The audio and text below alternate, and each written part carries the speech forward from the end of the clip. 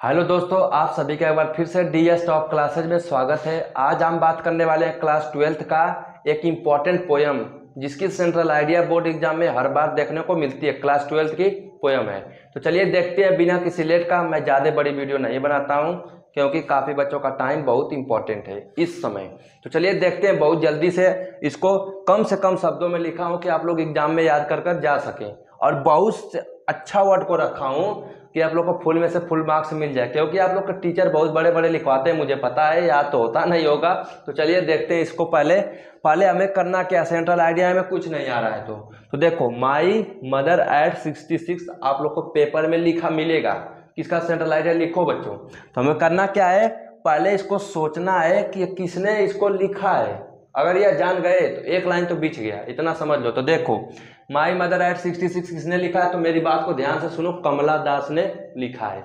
अब चलिए लिखने की कोशिश करते हैं, यानी आप लिखा तो है, बस पढ़ के आप लोग को सुनाना है। तो देखो, सुनने से बहुत शब्द याद हो जाएगा, और इसमें बताऊंगा कौन कौन मेन वर्ड है।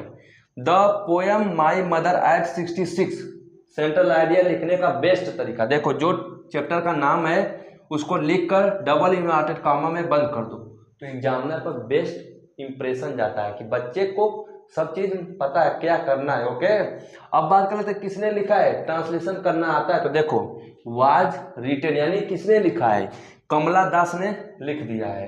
अब क्या करना है आगे, द सेंट्रल आइडिया यानी सेंट्रल आइडिया पेपर में ही लिखा जाएगा, उस वर्ड को लिख लो। और theme of this poem is ageing and the fear to loss her mother. अब आप लोग कहेंगे कि मुझे ऐसा क्यों फील हो रहा है कि भैया आप लग रहा है रीडिंग लगवा रहे हैं पढ़ पढ़ कर।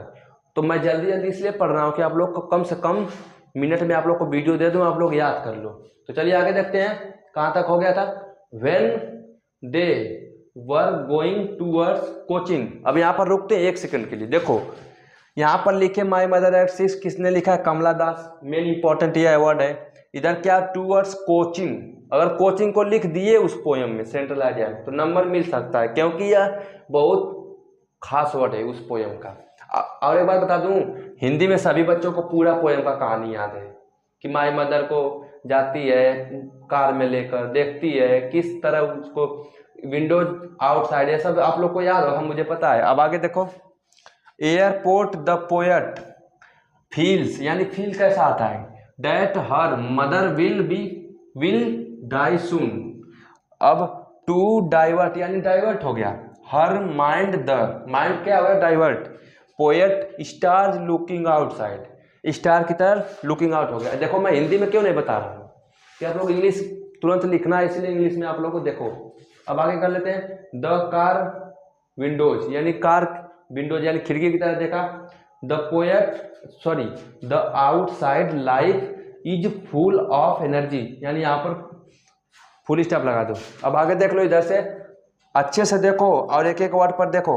द कार विंडोज, ये हो गया क्या, हाँ यह हो गया। अब आगे देखते हैं, the spelling out of their home at the airport compare. अब यहाँ पर रुकना हमें, देखो पोएट क्या करता है, द एयरपोर्ट।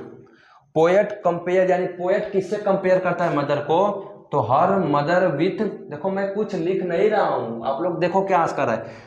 द पोएट यानी पोएट किससे कंपेयर कर रहा है, मदर को, तो कंपेयर यानी तुलना किससे कर रहा है, हर मदर। अब आप यहाँ पे हिज लगा दोगे तो गलत हो जाएगा, क्योंकि मदर प्लूरल है और यहाँ पर फादर होता तो हिज हो जाता। यह सब ट्रांसलेशन का नियम, इतना तो आता ही होगा। विथ विंटर्स मून, कंपेयर किससे कर देता है लेखक, पोएट किससे कर देता है कंपेयर, मदर को विंटर्स मून।